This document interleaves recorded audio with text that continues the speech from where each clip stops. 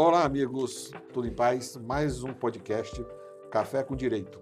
Hoje nós vamos conversar com o professor Ricardo Aragão, professor aqui do Centro Universitário Anísio Teixeira, titular das cadeiras de Antropologia Jurídica, Sociologia Jurídica.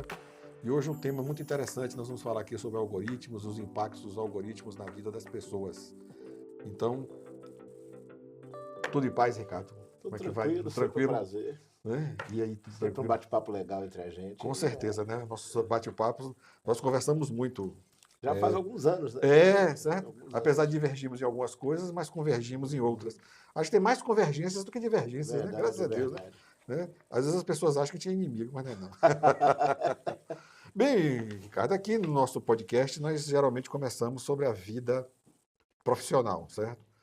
Você tem formação em sociologia, né? Com mestrado e doutorado, né? Aí a pergunta que eu sempre faço, foi a sociologia que te escolheu ou foi você que escolheu a sociologia? Rapaz, é complicado. Eu era professor de matemática e fazia engenharia. Não, Maria. Engenharia mecânica no Cefet, lá de Salvador. E fui estagiar no polo petroquímico e não deu match, não rolou. Você não se identificou? Não identifiquei. Aí um amigo meu ia fazer vestibular e eu fui com ele para ele se inscrever. Ele ia fazer para Ciências Sociais, na UFBA. Nós fazemos Ciências Sociais, que é ciência política, antropologia Sociologia. e sociologia, e depois cada um converge para um canto. Eu acabei me inscrevendo porque Tava lá. estava lá. Então foi ela que te escolheu. Foi engraçado. O que me fez permanecer no curso foi a galera, foi o pessoal. Eu tive uma turma muito boa, a turma de 2002, já que eu vinha de outra formação. Eu tinha formação já em teologia e filosofia por conta do seminário jesuíta. E fui fazer engenharia quando desisto do seminário. E nessas andanças acabei batendo lá em Ciências Sociais. Eu ia assistir só a aula do professor Geis Pinheira. Você acredita que o meu primeiro vestibular foi para engenharia mecânica? Graças a Deus eu perdi na federal, era 40 vagas, fui em 41º. Aí eu tinha uma professora, Celeste Pacheco, que foi até vice-diretora aqui da FAT. Ela sempre dizia a gente que a prova de história da federal ninguém fechava, progressão geométrica. Ninguém fechava a prova. Né? Eu resolvi fazer e me inscrevi em ciência política. Sim. Fechei a prova de história. Eu fechei, mostrei para a Celeste. E passei. Né? E passei, me matriculei no curso. E aí também tinha passado em Direito, né? Um vestibular de Direito, na Católica. E aí eu tinha que fazer opção, certo? Aí por pressões familiares, certo? Sim. Pressões familiares, meu pai, né? Você tem que fazer uma coisa que dê dinheiro. Aquela Verdade. velha da ideia que dê E dinheiro. foi que ano, mais ou menos? Rapaz, foi em 1980 e vai tralalá, 1900 em preto e branco. Foi em 1980, eu fiz vestibular em 1985. Ainda tinha toda a marca da ditadura militar ainda, Mas um que isso. curso. Eu fiz, me matriculei, cheguei a assistir algumas aulas, mas chocava. Aqui na Católica as aulas eram todas de manhã. E sabe como é na Federal antigamente? Eu tinha uma aula no PAF, tinha uma aula lá no 2 de julho, tinha uma aula lá em Em Ondina. qualquer lugar você E a assiste. aula era 3 horas da tarde em uma, 9 horas da noite em outra, ou seja, eu levava mais tempo circulando do que estudando. Aí eu larguei, certo? Não fui adiante e terminei o curso de Direito. Não me arrependo não, viu? Não me arrependo não. Eu deveria ter feito, certo? Sociologia, certo? Que eu ia seguir lá Sociologia ou Ciência Política. Sim. Sociologia. E aí tem uma história que até te contei depois lá, no dia da matrícula, foi uma confusão no inferno. A confusão já estava lá. Aí você seguiu a carreira, fez mestrado, doutorado, né? Fiz aí foi. E seguiu a docência depois. Eu me aproximei do núcleo de estudos em ciências sociais, ambiente, religião e saúde, com a professora Miriam Rabelo, que foi minha orientadora a vida acadêmica toda, desde o PIBIC, desde a iniciação científica até o doutorado. E foi muito bom mesmo, que eu tive uma formação intelectual muito boa na Universidade Federal, principalmente que eu me abri para isso, né? Eu me permiti fazer isso. A gente não fiquei preso a muitas escolas de pensamento. Eu ia fazer, o professor era bom, eu ia fazer a disciplina. E as pessoas às vezes entendem o seguinte, que o curso de Sociologia, a pessoa vai só ministrar a aula. Não, mas tem um leque de atividades. Você pode trabalhar no instituto de pesquisa, Você pode trabalhar no departamento de uma grande empresa para fazer levantamentos sociais, pesquisas sociais, né? Uhum. Ou seja, a sociologia, ela deixou de ter aquela visão acadêmica de Sim, sim. estudo e, como diria assim, ela partiu para a rua, né? Foi, Ela foi. assumiu uma dimensão, né, em atividades nas grandes empresas, né, as agências de publicidade, nas agências de pesquisa, né, de Sim, coleta de dados. e com a ampliação da realidade social, a É, partir das redes sociais, é, a sociedade ficou mais complexa e você precisa cada vez mais da sociologia para entender a complexidade que a gente está vivendo. Você não tem mais uma aldeia local, como a gente uhum. dizia. Você agora tem uma aldeia Não global. é. E isso complexificou as relações e abriu muito leque. A gente é muito confundido com assistente social. É, Mas, graças a Deus, eu tive uma boa carreira, vim parar aqui em Feira de Santana. que bom. E nós acabamos... Só uma perguntinha só. Fernando Henrique, como sociólogo, é seu ídolo? Ou reconhece ele intelectualmente? Como, Ídolo não é como exagero, né? presidente, se ele entra aí, eu dava uma voadora nele. Tô brincando.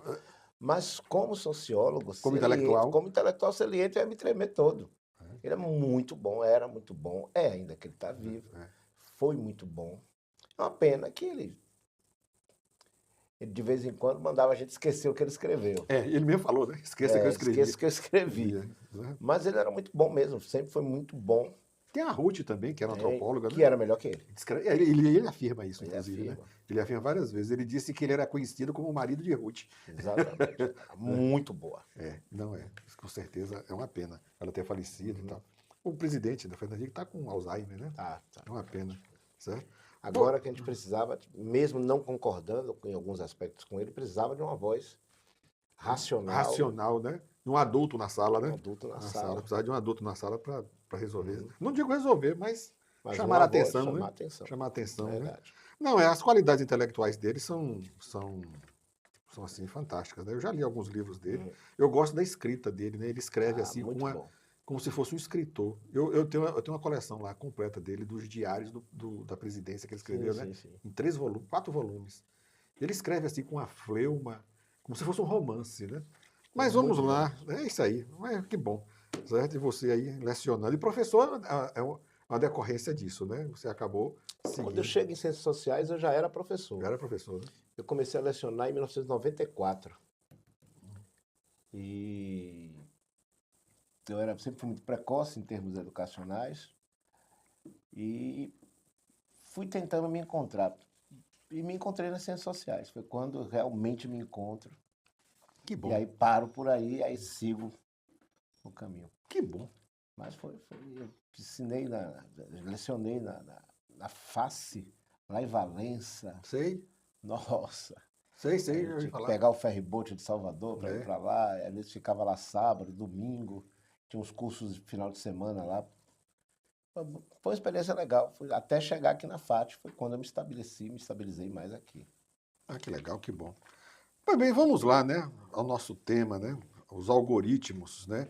E o impacto que ele nos tem ocasionado na nossa vida, né? Cotidiana, nas relações sociais, nos tratos políticos, né? Na economia, né? Mudança de comportamento, de valores, Verdade. né? Até que ponto isso atinge, né?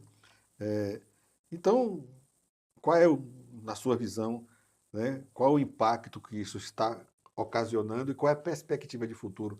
Né? Porque os algoritmos, hoje, ele não só está presente na vida jurídica, né, nossa, né? Eu reputo, acho que das áreas de humanas, a de direito foi a que mais se aproximou, se utiliza da ferramenta, né, tecnológica como um meio de aceleração de solução de conflitos através de demandas processuais, o que eu acho ruim, certo? Posso ser antiquado, mas as pessoas estão deixando de ver isso como uma ferramenta para ser a solução, né, dos conflitos sociais que são levados ao judiciário. E aí, a sua visão a respeito disso aí, os impactos que isso ocasiona. Admiro. Nós temos um problema que é o tipo de realidade que a gente produziu e que está sendo produzida. Vamos pensar, o que é um algoritmo? Ele é uma receita de bolo, uma sequência de instruções para a resolução de um problema. Binário, ou para 010101, né? Ele é É binário. binário. Ele é binário. Mas ele tem essa característica de resolver um problema ou de executar uma tarefa. E aí o que é que acontece? Com a expansão das redes sociais, essas empresas que trabalham com as redes sociais, elas vão buscar no algoritmo um modelo, uma forma de garantir engajamento, de prender você na frente da tela. O algoritmo tem essa função. Ele vai, a partir desse modelo binário, tentar construir um modelo seu, um modelo de gostos, de afetos, de preferências, para lhe oferecer isso e manter você preso ali na tela.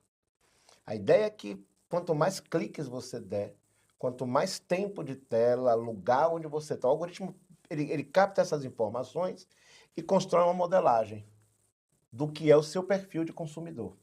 Ele lhe trata como consumidor. E o que é que ele vai fazendo? Ele vai, a partir daí, estabelecendo o que aquela rede social, o que aquele programa vai oferecer para você, para garantir que você fique preso ali. Isso, eu vou utilizar aqui um termo de Max Weber, que é a de afinidade eletiva. Entrou em afinidade eletiva, há uma aproximação com certos discursos políticos, com certas formas de ver o mundo. O algoritmo deixa de ser apenas um instrumento e ele passa a ser o que Deleuze vai chamar de uma máquina produtora de realidade. Ele passa a ser um instrumento de condução social. Mas Mais ainda. ele passa a ser máquina, no sentido de ele passa a concatenar, a aglutinar, a coordenar vários elementos, desde a rede social, a produtores, a empresas, as pessoas. Ou seja, ele começa a agir como se tivesse vontade própria. E aí a pessoa tem a ilusão de que ela tem o de controle da situação, quando na verdade ela não tem. Ela é só um instrumento. Ela não tem o controle, ela é consumidora, ela é tratada como consumidor. Ela acha que tem, como o algoritmo atua num poder mais sutil, mais subliminar, ele dá a ilusão de que você tem autoescolha. De que você tem o controle da situação. Tem o controle da situação. E não tem. Quando, na verdade, ele limita a sua possibilidade de escolha. Já que ele traçou um perfil consumidor seu, e ele vai tentar estabelecer, nesse perfil de consumidor, que elementos, que propostas, que vídeos, que informações você gostaria mais de absorver. Aquilo que vai lhe prender mais na tela. Você, por exemplo, não vai entrar em contato com nada que vá fazer você questionar. Que vai entrar em conflito com seus gostos, com seus desejos. Ele tem essa capacidade. Então, o que a gente tem é uma sociedade de gente que não ouve não. O pessoal utiliza um termo, o pessoal, uma geração de mimizentos, né? Não aceita o não, né? Porque ele está envolto num mundo em que ele acha que as suas vontades têm que prevalecer. Sempre sendo satisfeitas. Certo? E na verdade não está, ele está sendo manipulado. Está sendo manipulado, está sendo conduzido por um algoritmo que está ali para vender cada vez mais. Seja um produto, seja uma ideologia, seja uma visão de mundo.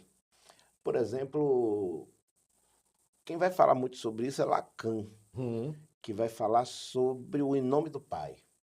Que havia essa figura do pai, que podia ser uma mulher, o pai a figura é uma coisa figurativa. Uma figura, né? A ideia aqui é aquele que diz o não. Que autoridade. E que estabelece qual é a ética do mundo público. No mundo público você lida com a diversidade, você lida com as diferentes formas de ver o mundo, os diferentes mundos. Vamos dizer assim. O mundo da rede social transforma em um monte de pervertidos. Nos transforma em um monte de perversores que pervertem essa lógica. Porque a lógica é sempre... Você cria guetos. Você cria os guetos, você cria o que a gente chama das bolhas. Das bolhas. E nessas bolhas você fica retroalimentando seus desejos, suas vontades. a gente viu isso acontecer na política. Não é à toa que a extrema-direita ela é extremamente eficaz na rede social. Porque ela não opera no campo da racionalidade, a racionalidade pressupõe debate, pressupõe o encontro, a discussão de opostos. A racionalidade, a extrema-direita, ela vai trabalhar necessariamente com os afetos. Raiva, medo, vingança. Uhum. E isso vende. Isso não pressupõe que você pare e pense, não, peraí, qual é o projeto Aflora os seus civilizatório? instintos mais selvagens. Aflora, bota pra fora e sai tudo. Não é à toa que o discurso de bandido bom e bandido morto pega bem. Porque pega a pessoa naquilo que ela está mais sofrendo ali naquele momento, que às vezes é violência. É um pai de família, uma mãe de família que está humilhado pela violência ali. Não é à toa que, por exemplo, essa categorização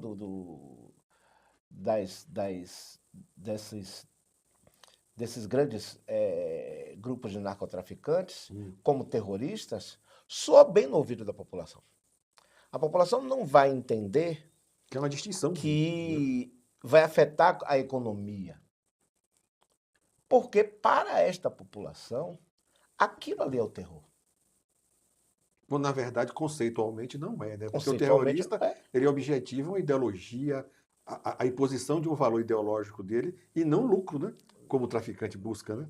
Só que do ponto de vista da população, a mãe que perde o filho para o tráfico, que está sendo levado, que perde o filho para o tráfico, o pai de família que não pode, que tem medo da sua filha crescer e ser abusada pelo traficante. Por exemplo, uma coisa que eu acho que as pessoas não entenderam ainda, principalmente meu pessoal da esquerda.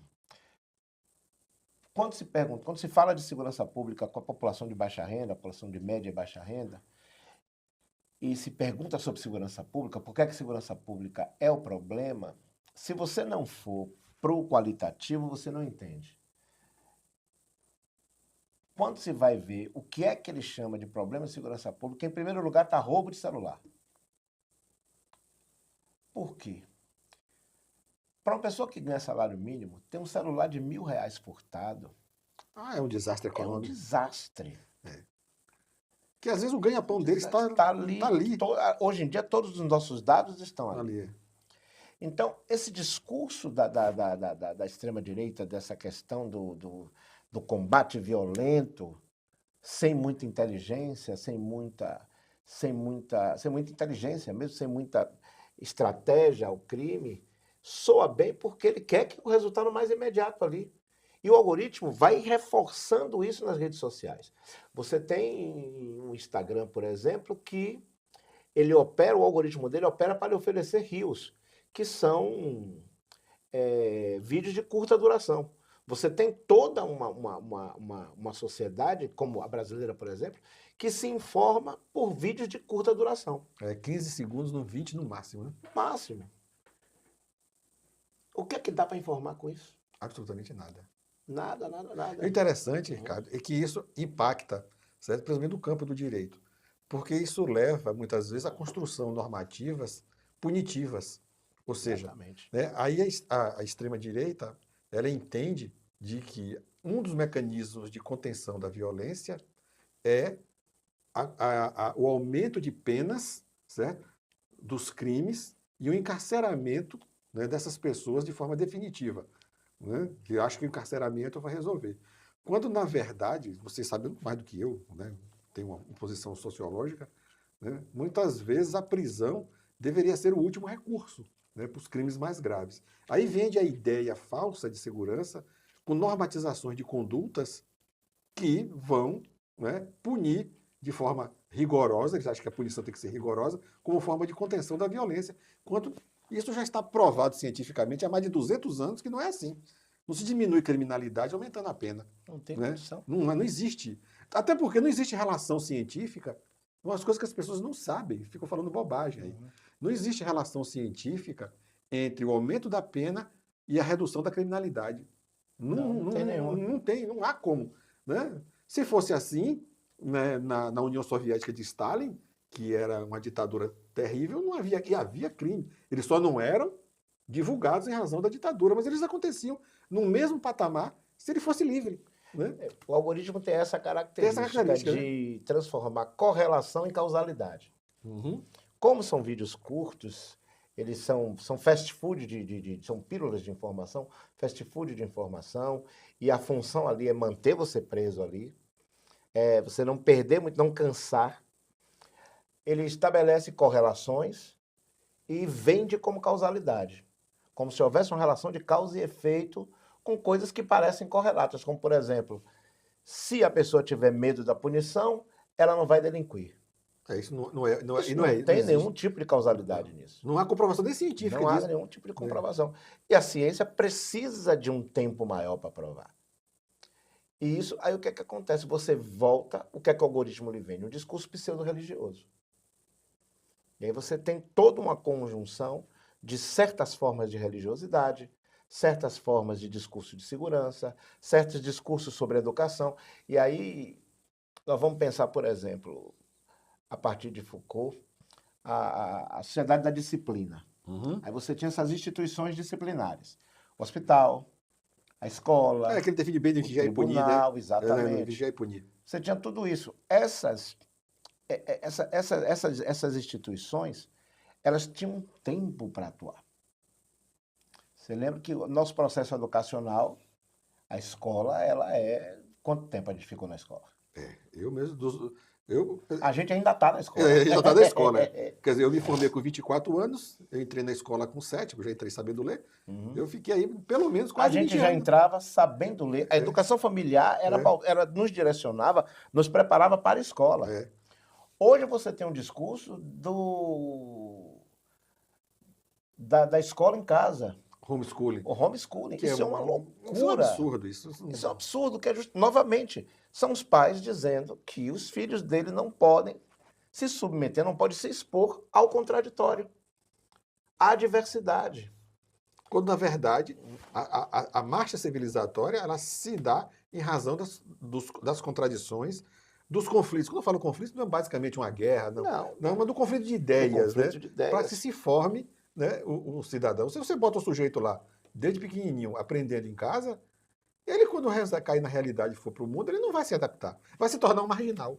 Exatamente. Aí em todos os sentidos, né? E o algoritmo... Quem substitui essas instituições? O algoritmo que atua como instituição. Se você entender a instituição como produtora de comportamento, como moduladora de comportamentos, é isso que o algoritmo tem feito. O algoritmo vem atuando como instituição. Como esses modelos de comportamento, esses modelos de gostos, ele vai modulando gostos, vai produzindo novas formas de realidade. Vai produzindo, por exemplo, novas formas de poder.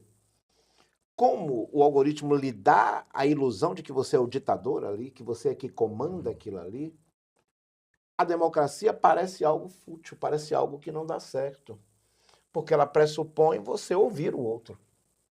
Pressupõe você entender que se você não gosta de uma coisa e sua ideia não prosperou, você precisa entender a regra do jogo e dizer, não, aquela ideia prosperou. Eu vou para a oposição, mas foi a ideia que prosperou. Veja que nós estamos num mundo em que os regimes totalitários começam a surgir, começam a aparecer e começam a fazer sentido para essas pessoas, porque os algoritmos dão essa visão de controle, de que é a sociedade do controle. Quando, na verdade, até para esses estados totalitários, mais cedo ou mais tarde, eles vão perder esses controles para os algoritmos, certo? Através da inteligência artificial. E esses algoritmos, eles não são neutros, né? Eles são produzidos... Ele tem um viés. Sempre tem seus vieses, né? Os vieses ali presentes. São produzidos. E a gente está tendo um problema sério, que é como fazer política na democracia, numa sociedade toda perpassada, toda entremeada por escolhas algorítmicas. Você acredita que essa revolução... Nós, na trajetória da marcha civilizatória, nós tivemos, acho que, vou citar aqui, duas grandes revoluções, né? A agrícola, que é aquela que o homem passa a utilizar os instrumentos, né, agrícolas, o arado, para produzir comida e subsistir. Depois você tem a revolução industrial, em que você cria mecanismos de produção, né, de bens em larga escala para atingir um mercado que estava crescente. E esse movimento hoje, e isso demorou, se você pegar a revolução agrícola até industrial, são uns 8 mil anos, 10, né? Por aí. A Revolução Industrial, uns 200 anos, que foi na Inglaterra, fim do século XVIII, né, com a aceleração da industrialização na Europa, e que foi acentuado com as guerras da Primeira e Segunda Guerra Mundial. E aí você acha que hoje nós estamos vivendo essa revolução, certo, algorítmica numa velocidade muito maior? Ela já atingiu o seu clímax, ou a gente ainda tem muito caminho a percorrer ainda? Porque ela está numa velocidade muito grande, né? Aquilo que é moderno hoje, amanhã é antiquado. Né? Literalmente. Literalmente. Tem Né? um professor meu, Paulo Fábio, Hum. professor de política, ele diz que cientista é muito bom legista, É, mas não é muito bom ele prevê o profeta, futuro. não é muito bom. Mas, notadamente, a gente tem novas formas de sociabilidade, nós estamos num novo mundo. É uma revolução. Parece ser. Parece ser nos moldes da industrial e agrícola. Parece ser uma nova Numa velocidade revolução. muito maior. Porque, veja bem, nós estamos perdendo a indústria. Você falou bem, a indústria aparece, a maquinofatura aparece como uma forma de estabelecer produção em larga escala. Uhum. E isso afeta o campo, a própria agricultura se submete aos ditames da indústria. Você cria o mercado consumidor. Você cria o mercado consumidor, você rompe com a ideia de servidão, com a ideia de escravidão, com uma série de coisas. Muito embora aqui no Brasil isso não foi. Mas veja, parece que nós temos aí alguma coisa nova. Porque as pessoas que estão surgindo dessa Você fala novas, para o bem ou para o mal? Eu não sei. Aí vamos esperar. Dizia Tancredo, né? Vamos esperar o mar Vamos quebrar, esperar o mar quebrar para ver. Vem observar as espumas, né? O que é que acontece? Nós estamos produzindo novas pessoas. São novas pessoas. Você veja que nós somos professores, estamos tendo dificuldade. Estamos tendo dificuldade de lidar com uma geração em que o livro perdeu sentido e valor. Perdeu legitimidade como depositário de conhecimento, de conhecimento. Transformação de pensamento. A própria oralidade que sustentava também uma outra forma de conhecimento, que é a ancestralidade, que é uma certa gerontocracia, um certo regime controlado pelos mais velhos, perde lugar para esses produtos, para a velocidade com que se absorve e se descarta as coisas. Bauman fala bem isso, né? Na sociedade do consumo, a sociedade líquida, né? É bem líquida. Sociedade líquida, Bauman. Eu não sei se ele hoje manteria líquida, mas hoje ela está cada vez mais gasosa. Porque se evaporou. Tudo se evapora muito rápido. Muito rápido. Não é à toa que tem pessoas que estão voltando ao marxismo para tentar entender. A China tem estabelecido um paradigma interessante de projeto civilizatório, mas o que a gente vê é que o projeto civilizatório ocidental ele tem naufragado. Ele tem dado com burro na água. Por exemplo, a grande modelo de organização social, que foi a democracia liberal que o Ocidente propôs, tem naufragado, não tem dado conta desses anseios produzidos por essas pessoas que têm esses gostos, esses afetos, esses modos de ver o mundo muito ligados ao algoritmo, muito ligados à produção algorítmica. Agora sim, Karl Popper, no livro dele, Sociedade Aberta, né, ele dizia que esses fenômenos ocorrem pela existência da democracia, né, que ela permite que ela seja, né, dentro do sistema democrático, de que ela própria seja destruída. Né? Se houvesse a manutenção, claro que isso nem você pensa assim, nem eu, regimes totalitários controlando a vida das pessoas, certo? Talvez a gente não tivesse espaço tanto pelo domínio dos algoritmos, né, pela indução de comportamento. Eu acho que sim, certo? Até de uma forma até mais perversa. Até de uma forma mais perversa. Com você. Pelo contrário, estão produzindo novas formas de totalitarismo. Mais perversa. Por exemplo, você vê o Viktor Ban, lá na Hungria. Ex-primeiro-ministro.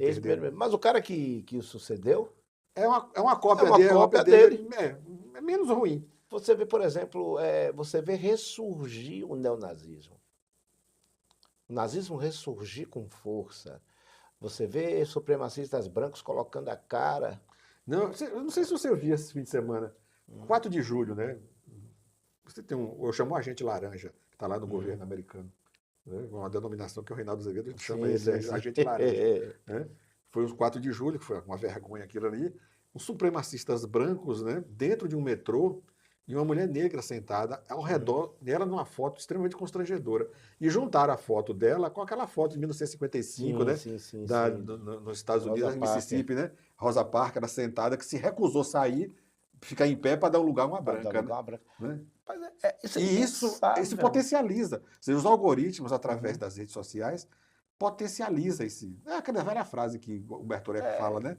O idiota ressurge. Ele sempre teve, né? Ele surge, não, ele ressurge. Ele estava lá incubado. Aí a rede social, o algoritmo, fez com que ele, Fez com que ele, porque ele ressurge. ele acaba achando caixa de ressonância. E o algoritmo começa a juntar como ele trabalha com essa Eles limitação estavam dos gostos. dispersos, né? Estavam Aí você dispersos, aproxima daquele que você vai tem se aproximando aproximando, ali, vai vai criando provocando caixa guetos. de... E mais, eles fazem barulho. É. Porque, por exemplo, a discussão racional, a discussão acadêmica, científica, e que a esquerda se propôs durante muito tempo, ela pressupõe você sentar e conversar. Não é à toa que, se você for ver, É Marx, né? Tese, antítese e síntese. não, eu vou ser bem mais do cotidiano. Onde é que você vê intelectual de esquerda discutindo? No bar. É. Sentado, com o som baixo, E resolvendo os problemas do mundo. e resolvendo os problemas do mundo ali. Muitas das grandes teses, muitas grandes pesquisas surgiram em mesa de bar, em conversa. Mas era uma conversa, não, porque começava às 6 da tarde e ia se esticar até meia-noite. E uma conversa pressupõe você sentar e debater, discutir. Às vezes acalorado, às vezes não. Mas aquilo ali ia fazendo você repensar. Cada provocação de um lado faz você mudar, que aí é a tese e a antítese. Não necessariamente no sentido contrário, mas faz você pensar, produz novas formas de pensamento. E não está obrigado a convencer ninguém do que aquilo que você está falando está certo.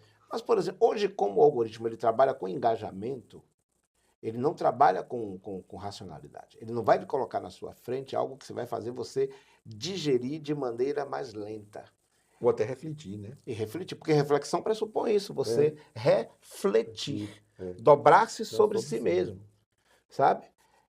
Isso não vai acontecer porque ele não pode permitir que você perca tempo ali. Ele quer que você continue ali. Quem produz o algoritmo produz para que você fique preso ali e consuma rápido as coisas.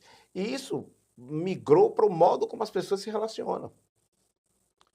Por exemplo, ninguém mais quer ter uma discussão. Isso se reflete muito em como as pessoas estão cada vez mais assexuadas, por exemplo. Uma relação afetiva pressupõe, a corte pressupõe tudo aquilo ali. Aquilo era um tempo que se demorava. Era difícil na minha época, era complicado. Se na sua era, imagina a minha. Mas veja... Eu tinha um namorado que eu namorava na porta.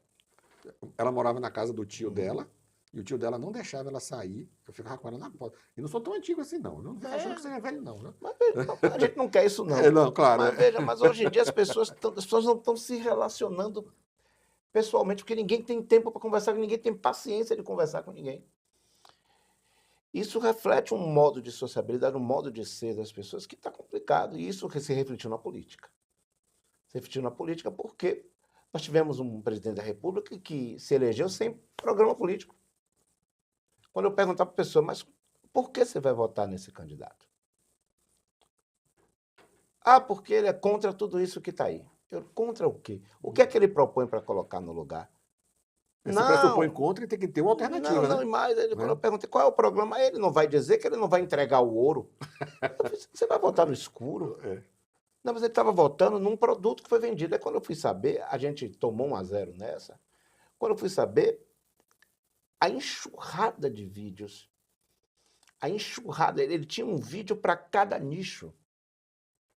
O candidato hoje em dia é a difusão da mentira. O chamado de fake news, né?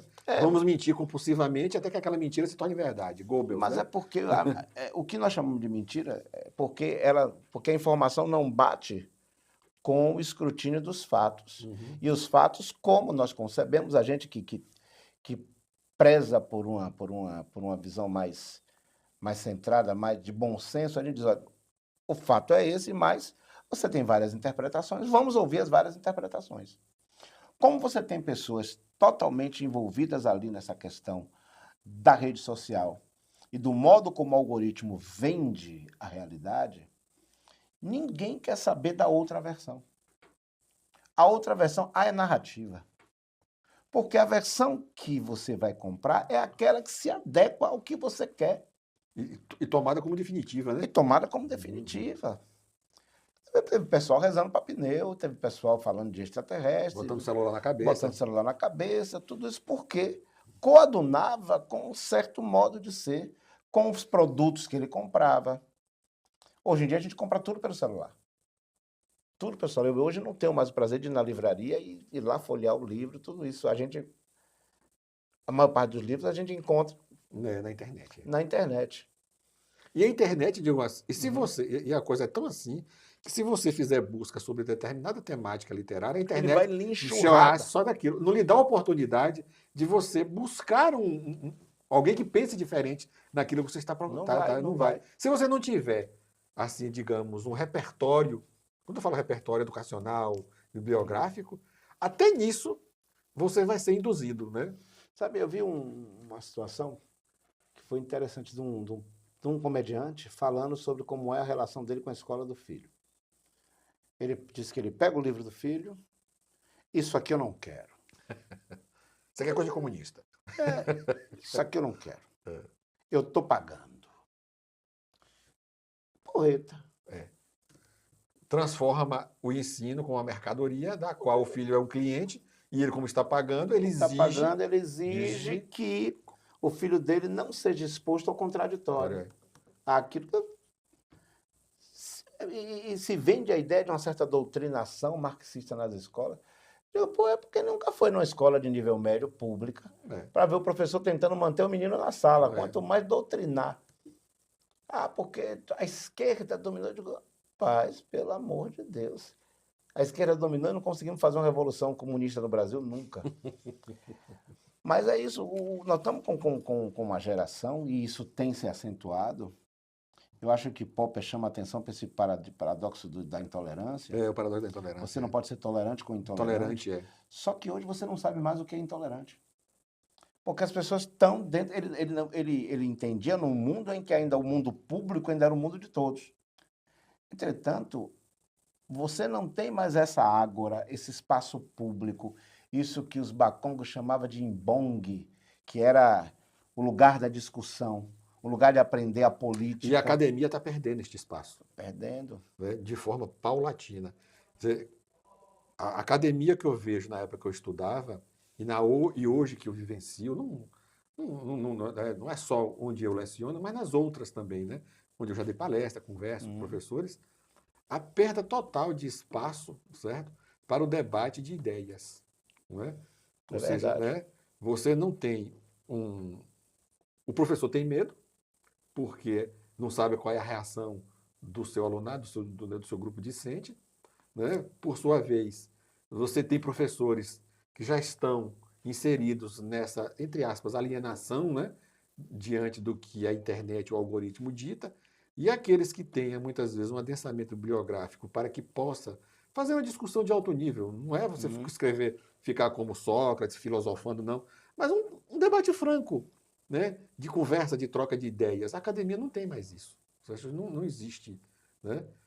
O ensino superior, depois dos algoritmos, a minha impressão que passa é essa, é apenas a formação de preenchimento de espaços para o trabalho da atividade econômica.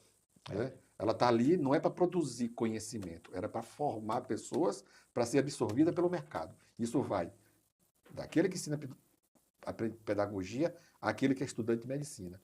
A universidade ela é criada com o intuito de ser o lugar da busca pela verdade. Pela verdade. A gente nunca Tanto que universitas, né? Universitas. O que me parece muito mesmo é essa questão de o nosso estudante chega sem qualquer cultura acadêmica. Ele chega sem o ensino médio, ele totalmente sucateado. O ensino médio antigamente você tinha uns clássicos científicos. Mas isso era possível porque se barrava preto e pobre, né? Não chegava. É. Com a universalização do ensino médio, você teve o socateamento. E, por exemplo... Quando eu se interromper, quando eu fico assim, olhando assim para as pessoas. Ah, bom era no meu tempo o ensino médio, que a escola pública ela era boa, era excelente. Eu falava assim, era boa só para os que tinham dinheiro. O pobre não tinha Não acesso, chegava. não chegava. Então, por isso que ela era boa. Não chegava. Como é que comprava aqueles livros, como é que comprava farda, como é que tudo isso. Mas agora que chegou, está sucateado. Quando o estudante chega para a gente no nível superior, ele chega educado pelo celular. Ele chega educado pelo celular, ele chega educado pela rede social, ele chega educado pela ideia de que a verdade está sendo dada ali de maneira curta. E quando nós, na cultura acadêmica, a verdade é uma busca, não tem uma verdade, mas você tem a busca pela verdade. E essa busca pela verdade pressupõe esse encontro de contrários de tudo isso. O problema é que isso transbordou não só para a vida acadêmica, mas transbordou para a vida pública enquanto espaço político. Você não tem uma discussão mais hoje racional sobre política. Não. Eu tenho preferências, você tem preferências, mas você tem um campo de discussão que é aquilo que afeta todo mundo. Por exemplo, você não discute mais modelo econômico. Nós temos um país que precisa discutir seriamente os modelos econômicos, precisa discutir seriamente o modelo político, e não há discussão. Sabe, um deputado planta uma mentira sobre o PIX, isso virou verdade, e o governo teve que retirar o projeto. Um projeto que controlava E o algoritmo se encarrega, o algoritmo se encarrega de espalhar, capitalizar isso aí de uma forma... capitalizar, porque as pessoas desconfiam do governo, com razão. Se desconfiar do governo, tem que desconfiar mesmo. Entretanto, foi uma mentira que foi veiculada e mais. Eu tinha uma criatura que eu falei, mas minha senhora, isso não é verdade. Eu vi no Jornal Nacional. Aí quando você viu no Jornal Nacional, onde é quando ela me mostra, tinha uma deepfake, que é aquela mentira feita profundamente, de um vídeo, como se fosse o Jornal Nacional noticiando. Eu digo, senhora, isso é mentira. Não aqui, porque o brasileiro se informa pelo WhatsApp. Ricardo, nosso papo aqui está excelente, certo? E daria aqui um bom tempo aqui de discussão a respeito. Né? Nós precisamos fazer outro, viu? Fazer outro. Estou muito feliz de ver o projeto saindo eu que agradeço, eu que agradeço. Aí eu costumo aqui, certo, ao longo do nosso podcast, fazer indicações, certo, literárias. Não sei se é do seu gosto, ou se vocês... Né? Eu trago os que eu tenho e o que eu acho assim relevante. Eu trouxe aqui 2 livros. Eu tenho uma história interessante desse livro aqui, 1984, de George Orwell. Sim. Que eu acho interessantíssimo. Quando Dei de presente para minha filha, para Maria Luísa. Eu li ele na época, eu li em 1984. Eu fazia 3º ano do 2º grau. E eu botei como meta ler o livro antes de terminar o ano, em 1984. Eu consegui, em dezembro eu consegui terminar o livro. Né? Então, essa aqui é uma edição que eu tenho, que não vende nas livrarias. Essa edição aqui, inclusive, minha é bilíngue, né? Em inglês. Aqui o autor, vocês não aqui a cara dele aqui. O Big Brother. O Big Brother, o grande Big Brother, o BBB, o grande Big Brother, que e antecipa aquilo que nós estamos vivenciando hoje há mais de 50 anos, né? 70 anos, né? É um livro que eu indico, 1984, de George Orwell, que tem muito a ver com a conversa da gente aqui, certo? As discussões políticas, o controle do Estado, né? A nova língua, né, que ele cria aqui. O Estado é tão presente que ele tira da pessoa aquilo que lhe é mais profundo, que é o idioma, né, que ele fala. Verdade. Faça construir um novo idioma que ele tem que falar. Indico esse livro. E esse aqui também, do grande José Saramago, Ensaio sobre a Cegueira, que tem até um filme, né, brasileiro, que concorreu ao Festival de Cannes, quando uma cidade, todo mundo perde a visão. Todo mundo fica cego, inexplicavelmente, e apenas uma pessoa enxerga, que é a esposa do oftalmologista. Né? E ela passa a orientar, e aí, o que é que acontece no mundo, numa sociedade cega? Né? Muito bom. A alegoria do livro, ela faz respeito de que como é que nós viveríamos se nós não enxergássemos nada do que está ao nosso redor? Então, é um livro, inclusive, violento, denso, certo? Ele faz uma narrativa aqui de estupro coletivo, que é uma coisa assim, certo? Muito forte. Muito forte. É muito bom, mas é muito bom livro. Mas o livro é sensacional, certo? O Saramago não né? Quem dizer que não gosta dele é um cego. Tem um livro dele polêmico, o Evangelho segundo Jesus. Eu estou terminando de ler ele agora, certo? Muito É bom. muito bom. Interessante, ele era de esquerda, né? Ele era comunista, né? Verdade. Escreveu o livro, na época foi uma discussão, como é que ele escreve um livro desse, um comunista escrevendo o Evangelho? Mas o livro é tão bom, bicho. É tão, Muito bom né? mesmo. Muito Ele bom. tem uma escrita peculiar, porque ele não tem ponto em algumas palavras. Esse livro não tem personagens, nome de personagem. Tem a mulher de óculos escuros, o oftalmologista, né? O menino doente. Os personagens não têm nome, mas é impactante. Aconselho, tem muito a ver com o papo da gente. E filmes, certo? Existe Uma miríade. uma miríade de filmes. Discutindo sobre isso. Você tem Matrix, né? Matrix. Você tem... Deixa eu ver, eu fiz até umas anotações aqui. O Show de Truman, certo?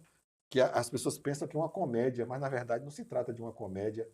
É de um sujeito que vive num grande Big Brother. Ele nasceu, né? E torna-se adulto num mundo ideal, né, da Câmara acompanhando, certo? Ele é um produto de Ele é um Deus, né? produto, né? Ele é um produto. Ele é a primeira criança criada Né? e Num ambiente, né? numa corporação. Numa corporação para crescer. Milhão. E tem um que as pessoas falam muito, certo? Que é 2001, Odisseia no Espaço. Sim, sim. Da Ed Hall, o computador que tem por ambição matar o astronauta. Né? Porque depois a gente vai fazer um papo de que a inteligência artificial ela vai dominar o mundo ou o mundo. Heidegger dizia que a tecnologia ela é um fim em si mesmo, ela não é um ganho. Certo? Ele dizia que era né? A técnica nos cega. A técnica nos cega. Então, ela tem um fim em si mesmo, né? Heidegger dizia. Né? Eu gosto. Você já fez entrevista de Nicoleles? Já. Porque ele chama a atenção de que a inteligência artificial ela é burra. Ela é burra, ela precisa da gente. Que ela jamais vai substituir o homem, porque, Não tem condição. por exemplo, escrever uma poesia depende das nossas vivências, né? Do nosso ambiente para escrever. Então, por melhor que ela faça, não será igual ao ser humano. Você tem os grandes centros de educação, Japão, Finlândia, retirando o computador da sala de aula. A Finlândia já retirou. Retirou. Tirou até a calculadora, eu soube. Até a calculadora estão usando ábaco. Porque a gente estava emborrecendo. Tirou. Essa é a primeira geração que, desculpe a expressão, os pedagogos que me perdoem, mas é isso mesmo, que é mais burra do que a anterior. Não, com certeza. Nosso grau de cognição dessa geração é infinitamente inferior. Certo? Muito inferior. É a primeira vez que o contrário, isso acontece, né? Porque havia sempre um ganho cognitivo. Um ganho cognitivo. Nossos pais, muitas vezes, não atingiram o nível educacional da gente. Tinha ensino médio, o filho atingiu o superior, o filho do superior fazia um mestrado, um doutorado. Isso tudo não, mas agora nós estamos com a geração que está conseguindo ser mais burra que a geração anterior. Desculpa os pedagogos, mas é isso aí. O nome é esse. E aí, as suas considerações finais? Agradeço. Você tem 30 segundos. Fiquei muito feliz do projeto sair do papel. Eu vinha pensando nisso já há algum tempo. E fiquei muito feliz. Agradeço muito pelo convite e parabenizar. Não, vamos fazer outro, viu? Vamos fazer outro, junto. Com certeza. E agradecer mesmo a Unifat pelo espaço, que são questões que a gente não consegue discutir em sala de aula. E nós estamos inaugurando a possibilidade de trazer a discussão para o ambiente acadêmico. Exatamente. Mesmo com posições divergentes. E é engraçado. Esse aqui é um papo que a gente tem na sala dos professores. Pois é. A gente conversa aí. A gente conversa muito. Obrigado, certo? Eu que agradeço. Eu gosto muito de conversar com você, que eu aprendo. Eu tenho um pequenino defeito. Eu sempre me cerco de pessoas melhores do que eu. Obrigado, gente. Em breve estaremos aí.